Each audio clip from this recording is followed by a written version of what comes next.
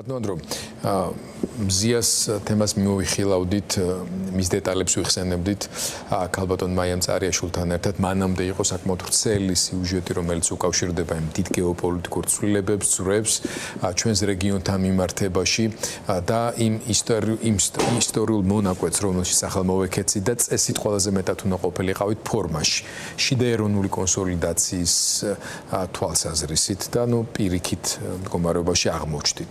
დავიწყოთ აი ამ ჩვენი შიდა ვითარების აღწერით, მათ შორის შემთხვევით არ მიხსენებია მოლოდინი, რომელიც ჩვენ გვაქვს სრულგვიანის კომისიასთან მიმართებაში. თქვენ როგორი მოლოდინები გაქვთ და როგორ შეაფასებთ თავისთავად ამ ტიპის ჯგუფის მუშაობის აუცილებლობას და შედეგებს ქვეყნისთვის? მოგესალმებით, პირველ რიგში დიდი მადლობა მოპატიჟებისთვის. აბსოლუტურად მართალს ვცანებთ, რომ ამ ყველაზე გარდამტეხ მომენტში, როცა მსოფლიოში ძალიან ბევრი რამ იცვლება და საქართველოს აი ამ ცვლილებებში ერთ-ერთი ლიდერი უნდა ყოფილიყო აი ამ ცვლილებებით, რომ ესარგებლა და საუკეთესო შედეგი მიგვეღო ჩვენი სახელმწიფოსთვის. სამწუხაროდ მართლა ძალიან ცუდ ფორმაში ვხვდებით.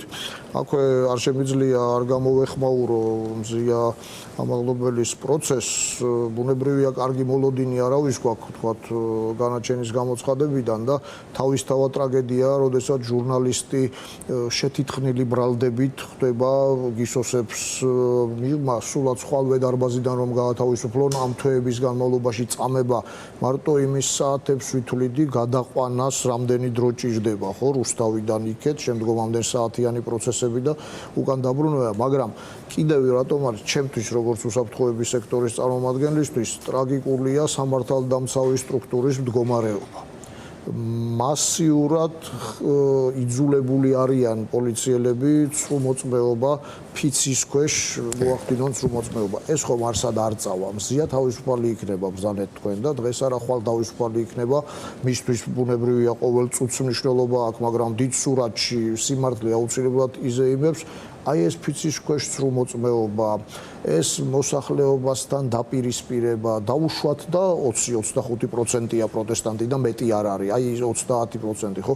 აი ამათთან დაპირისპირება. საკუთარი თავის უარყოფა ამ პოლიციელებს. ისინი ხო ადამიანები, კაცები არიან პირველ რიგში, ხო? ამ პარადიგმაში ეს ხო არ არის ჩვეულებრივი შემთხვევა, თორე ისეთები გვინახავს ახლა ამ ქვეყანაში და პოლიციელების მიერ სხვა ხელისუფლების დროს სრულჩვენებები, ამის პროფესიულ აუცილებლობად იყო ჩამოყალიბებული სამწუხაროდ ამ პროფესიის არა, მაგრამ ეს სრულიად განსაკუთრებული სხვა მომენტია და რისი ატანა უწევთ ამ ადამიანებს, რისი გაძლება უწევთ ამ ადამიანებმა ხვალ სამშობლო როგორ უნდა დაიცვან, ან იმ ხალხმა უნდა შეიფაროს ომის დროს, ვისი შვილებიც ასე შეურაცხყოფილი, ასე დალეწილი, ჯიბეში ნარკოტიკ ჩადებული. მართალს ვცანებთ, ეს არ არის მარტო დღევანდელი მოვლენა, მაგრამ 15 წლის მანძილზე რაღაც ხომ უნდა გამოსწორებულიყო.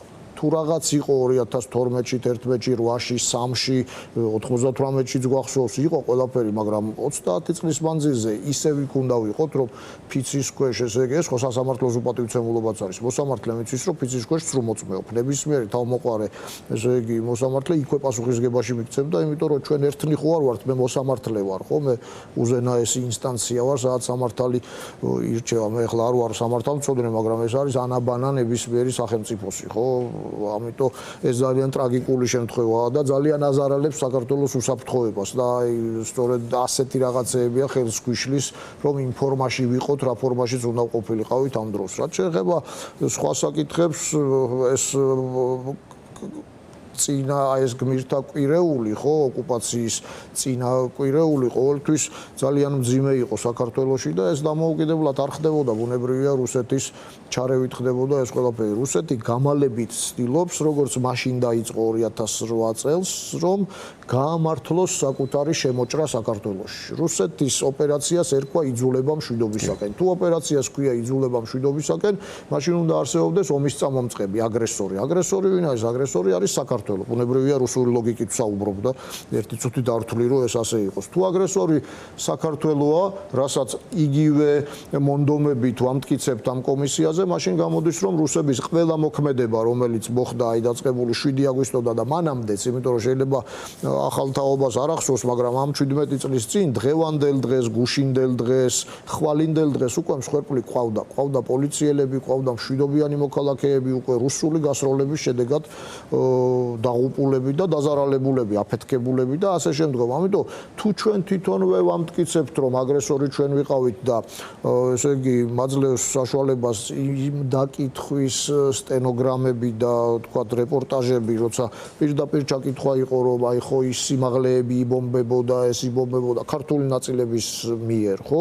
მაშინ რუსეთის ყველა მოქმედება გამართლებული ყოფილა, იმიტომ რომ მცდარია ის მოსაზრება თითქოს რომელიმე ხელისუფლებამ დაიწყო ომი და ჩვენ ამას ახლა ვემიზნებთ. აი, სხვა შორს კაი რამე ახსენეთ, ბატონო, შეგაწყვეტივენებ იმ რეპორტაჟების დროს სამხედრო და დაზორვით სფეროში არსებობს რუსული ტერმინი არის დავოდჩიკი, რასაც ქვია, ხო? ანუ სანამ სამიზნე დაბომბვა დაიწყება, ადგილიდან ზუსტი კოორდინატები რომ იცი. აი მე რო უყურებდი ამ კომისიის მუშაობას, ცალკეული წარმომადგენლების შეკითხვები იყო ტიპიური დავოჩიკების მოქმედება, მიმართულებების მიცემა მოწვეული სპეციფიური დამუშავებული ადამიანებისათვის საითკენ უნდა გაესწორებინათ სამიზნე. იქ არის ზორი სიმაღლე, რომელიც იბომბებოდა ქართული მხარის მიერ, რომელიც არ არის რეალურად ცხინვალი, არის შემოგარენი და მე პირდაპირ მოვისმინე დაკონკრეტება, ესე ნავაძიაში ვაპროს ხო, რუსები რო ამბობენ რომ ეს ხომ ცხინვალი შემოგარენია, როგორც კუსტბა თბილისის. ხო კუსტბა თუ იბომბება თბილისი არ იბომბებაო ვერ იკ. შესაბამისად ის რუსული ნარატივი რომ ძინარე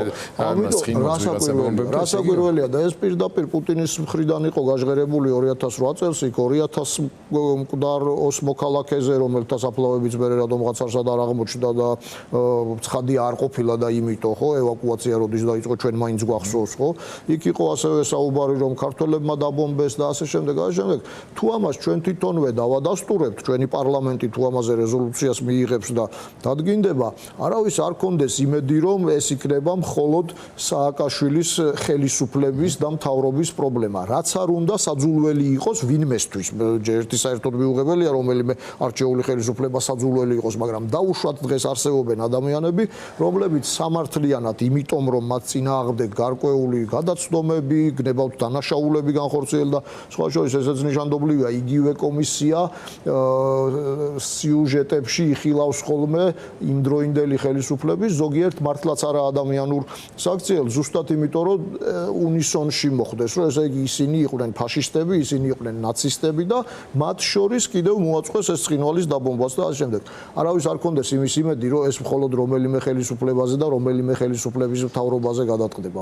შეგახსენებთ, რომ არ უყვართ ევროპელებს ამის გახსენება, მაგრამ მაინც უნდა ვთქვა, ნაცისტური ხელისუფლების ტვირთი გერმანიის დემოკრატიულმა სახელმწიფომ, აი დღევანდელმა სახელმწიფომ ვერ ჩამოიხსნა და ახლაც კონტრიბუციებს და ახლაც რეპარაციებს იხდის ამ ყველაფრის გარშემო, ხო, იმიტომ რომ სახელმწიფოა და ვერ ემიჯნები შენ სახელმწიფოს. ამიტომ გაუგონარი დანაშაული იქნება. ერთი რომ აბსოლუტური უსამართლობა და მეორე არის იმ მასშტაბის თვითდაზიანება, რომელიც სახელმწიფო ინტერესებს ურთავს პირდაპირ.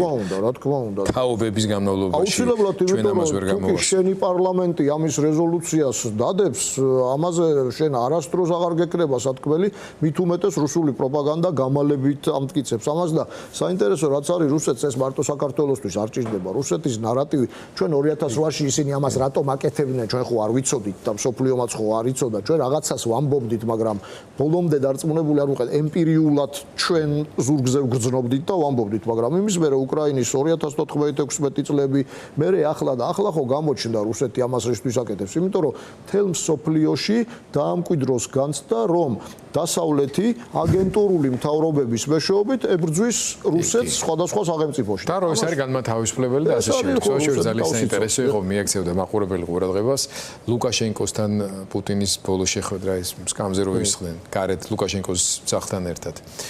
და ლუკაშენკო ლაპარაკობს რა ჩვენს გქონდა ეგ ეთერში, რომ კაცო ეს უკრაინელებიო, ხა ჩემი მონაცემებითაც კიო, არა მარტო რუსებისო, სერიოზული შეტევის ქვეშ არიანო და ეხლა არისო ისეთ სიტუაცია, უკრაინელები უნდა გარბოდნენო და ეხვეწებოდნენო რა ვლადიმიროვიჩსო, რომ მოდი რა შევთანხმდეთ, ყველაფრისთვის მზადა ვარ და აქ დავამთავროთ და რა მოთხოვნებიც გაქვს დავაკმაყოფილებ და ასე შემდეგ. თუ ამას არ გააკეთებენ, захватывают, ანუ ჩვეულებრივად დაიპყრობენო შემდეგ ტერიტორიებს რუსებიცო და პუტინს არესიამ უნდა გააჩერა და უთხრა რომ захватывают, არამედ ასვაბეჟლად. ანუ ჩვენ ვათავისუფლებთ. ზუსტად ის არის, რაც ახლა თქვენ ლაპარაკობთ.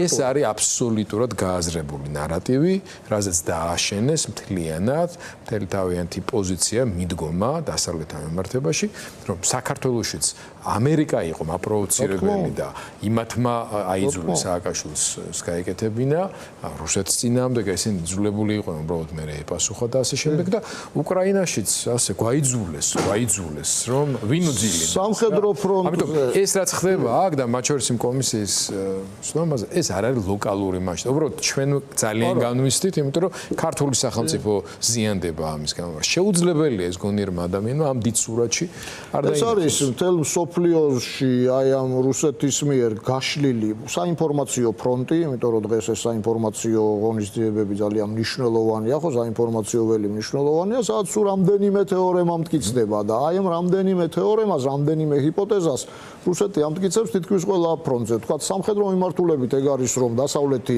აი ამ პროქსი აგენტურული მთავრობების მეშვეობით ახორციელებს, თქვათ, თავდასხმებს რუსეთზე და რუსეთი მხოლოდ თავს იცავს. კულტურულ ფრონტზე ხო რუსეთი ხო ტრადიციონალიზმის დამცველად გამოდის იდეაში, ხო ამბობს, რომ დასავლეთი ებრძვის ღირებულებებს, ეკლესიას მთელ მსოფლიოში და რუსეთი იცავს ტრადიციულ კონსერვატიულ ღონისძიებებს. თქვათ, იქ ეთნიკურ საკითხებთან დაკავშირებით ამბობს, რომ მხოლოდ რუსეთის წიაღში აქვს მცირერიცხოვან ერებს განვითარების საშუალება და დასავლეთში, თქვათ, ევროპაში და შეერთებული შტატების გარემოში ჩაიყლაპება. ეს რამდენიმე მიმართულებაა. იდეაში რუსეთი იცავს ყოველთვის იმას, რასაც თვითონ აკეთებს, თავისთავად აკეთებს. პრინციპში ეს ყველაფერი შებრუნებით არის, მაგრამ თავად პუტინის სიტყვებია 2008 წელს, რომ ესე იგი შავის თეთრად და თეთრის შავად გასაღება არის მისთვის მნიშვნელოვანი ერთ-ერთი აი ეს თქვათ მიმართულება და სამწუხაროდ ის ამას ახერხებს. თუ ჩვენი მხრიდანაც იქნება აი ეს შემხედრი ნაბიჯები, ეს მხოლოდ დააზარალებს ქართულ სახელმწიფოს და ეს უკვე პოლიტიკური ბრძოლის ფარგლებში აღარ ჯდება. ეს არის სახელმწიფოს წინააღმდეგ ბრძოლა, რაც რა ვიცი, არასდროს კარგად არ დამთავრებულა. ბოლო კითხვა მინდა დაგისვათ, გაცილებით კიდევ უფრო დიდ მასშტაბურ პროცესს, ასე რომ გამოვთქვათ აზრი. პრინციპში ბევრი რამე გვინახავს, მაგრამ მე ძალიან ბუნდოვნად მახსოვს, თუმცა მახსოვს არა პრინციპში არ მახსოვს. ცივი ომი როგორ არ მახსოვს, მაგრამ აი ეს ატომური ავიამზით, ეს რა ქვია, წყალქვეშა ნავები და ასე შემდეგ. ახლა კუბის კრიზისი მე არ მახსოვს, ასე ვთქვათ, არა? ჯერ რა თქმა უნდა ამ მასშტაბის კრიზისამდე საქმე არ არის მისული, მაგრამ პირველად ნახეთ, როდესაც შეერთებული შტატების პრეზიდენტმა გასცა ბრძანება, გაასაჯაროვა ამავე დროს გადაწყვეტილება ატომური წყალქვეშა ნავების გადაადგილებასთან დაკავშირებით კონკრეტული საფრთხის პრევენციისთვის შემდეგ მან განმარტებები მიცა. რა ცვლილებაა, რამდენად მნიშვნელოვანი ცვლილება არის ეს, თუ არის ცვლილება უშუალოდ ტრამპის მიდგომასა და პოზიციებში რუსეთთან მიმართებაში და რა გავლენას მოახდენს პუტინის მოქმედებებს? კი ბატონო, პირველი მე იმ ადამიანთა კატეგორიას მივეკუთვნები, ვისაც გონია და ვფიქრობ, რომ ტრამპის ადმინისტრაციას მოუწევს სწორი ნაბიჯების გადადგმა. იზოლაციონიზმი ბოლომდე არ გავა, იმიტომ რომ ეს ამერიკის იდეას ეწინააღმდეგება თვითონ და ეხლა სადღაც წინა საუკუნის დასაწყისში რაღაც ხდებოდა, მსოფლიო ისეთი აღარ არის. იმის მერე მსოფლიოს ამერიკას სხვაგვარი ახსოვს და ტრამპის ადმინისტრაციას მოუწევს სწორი ნაბიჯების გადადგმა. სწორი ნაბიჯებიდან ერთ-ერთი მნიშვნელოვანი არის რუსეთის მიმართ და ამ ბოროტების ღერძის მიმართ სწორი პოზიციის დაჭერა. ამ სწორი პოზიცია საქართველოსთვის სასიცოცხლოდ მნიშვნელოვანია, სასიცოცხლოდ აუცილებელია. ეხლა კონკრეტულ საკითხს შეეხება, ეს წყალქვეშა ფლოტი ამერიკისა ყოველთვის ისედაც განლაგებულია და ისედაც გასულია ზღვაში რუსეთთან დაახლოებულ ადგილებში, საიდანაც რუსული საფრთხე მომდინარეობს, ხო, ვლადივოსტოკთან, მურმანსკთან, სადაც რუსეთს აქვს მსგავსი ბაზები, მაგრამ განცხადება მნიშვნელოვანი იმდენად იყო, რამდენადაც მოგეხსენებათ რუსეთი, როგორც კი მისთვის არასასიკეთოდ იცვლება ვითარება უკრაინის ფრონტზე, მაშინვე მიმართავს ხოლმე ბირთვულ შანტაჟს და ამ ბირთვულ შანტაჟს აქამდე მსოფლიო ემორჩილებოდა ყოველთვის. როგორც კი გადაწყდებოდა დიდი რაოდენობით ან სახიფათო იარაღის, რუსეთისთვის სახიფათო იარაღის მიწოდება კიევისთვის, უკრაინისთვის, მაშინვე მედვედევის პირით, იმიტომ ისიც ერთგვარი მეფის მასხარის როლშია, ხშირად გამოსული, პასუხისგებლობას ირიდებს პუტინი, ხო? ხო, მაინც გააჟღერებს ხოლმე ბირთვულ მუქარას და ამას მოჰყვებოდა ხოლმე დასავლეთის მხრიდან გარკვეული, თქვათ, დამთმობი პოზიციები, ყოველ შემთხვევაში შეშფოთების გამოხატვა, რომ მსოფლიო ესკალაციის წინაშე შეიძლება დადგეს. მათ შორისაც შეერთებული შტატების მხრიდანაც, ხო? ეხლა ამ განცხადებით ჩანს, რომ რუსული ბირთვული შანტაჟის წინააღმდეგ ტრამპმა გამოიყენა ზუსტად ისეთივე ხისტი მეთოდი, როგორსაც რუსეთი იყენებს ხოლმე ძალიან ხშირად და ზუსტად ისეთივე განაცხადა, რომ კი ბატონო, თქვენ თუ წახვალთ ესკალაციაზე, მაშინ ვნახოთ ვინ უფრო მაგარია, ხო? მთელი არსი აი ამ ცივი ომისა სწორედ ის იყო, რომ რუსეთი ვერ გაყვა ამ შეიარაღების რბოლაში დასავლეთს და ჩამოექცა ეკონომიკა. რეალურად ტრამპს შეიძლება ბევრი რამ თქვათ არ ვაღიაროთ მისი უნარები ბევრ რამეში, მაგრამ ბიზნესი, ეკონომიკა, განსაკუთრებით ამგვარი ავანტურისტული ბიზნესი, კარგი გაგებით, ცოტა არ იყოს ესმის და თუ თქვათ შენ მოდიხარ იმაზე, რომ ამბობ რომ შეიძლება გაისროლო, მაშინ ვნახოთ, ხო, ვის უფრო მეტი გასასროლი აქვს. ბუნებრივია ეს იქნება არმაგედონი, ბუნებრივია ეს იქნება კატასტროფა. ხო, ერთად უქნეს მაგამდე მივიდეს საქმე, მაგრამ აქამდე საკითხი არც მივა, მაგრამ მეორე მხრივ ამ შანტაჟზე დაყოლა გაცილებით შედეგია. თქვენ ალბათ იცნობთ, დარწმუნებული ვარ, კარგად იცნობთ პუტინის აი ფსიქოლოგიას, როგორ ატერორებს დასავლეთის ლიდერებს. მას აქვს საბჭოთა დროინდელი ჟიგანის და კგბ-შნიკის ეს შერწყმული რაღაც ბუნება. შეშინება, როგორ გითხრათ, რუსული აი ნაგლი, ხო, რუსულად ესეთი ქცევა, არც ვიცი ქართულად სწორად როგორ არის და ამას პასუხი შეიძლება მხოლოდ და მხოლოდ მისი მეთოდებით გაეცეს, იმიტომ რომ მან ამგვარი საქციელი 20-30 წლის მანძილზე გარკვეული ეს რაღაც იმიჯი შეიქმნა. ხო, უძლეველი. ამიტომ ვფიქრობ, რომ მაინც სწორი ნაბიჯები იქნება. არასისტემური ტრამპი ამ შემთხვევაში გაცილებით სწორად სისტემურ ნაბიჯებს გავს ამ ეტაპზე. მთავარი ეს თანმიმდევრობა, მაგრამ თქვენი არ იყოს უბრალოდ სხვა გამოსავალიც კი არ აქვს შეერთებულ შტატებს, რომ ამ მხრივ თანმიმდევრული იყოს. მადლობა, ანდრო გოცირიძე გახდათ გადაცემის ამ ნაწილის სტუმარი.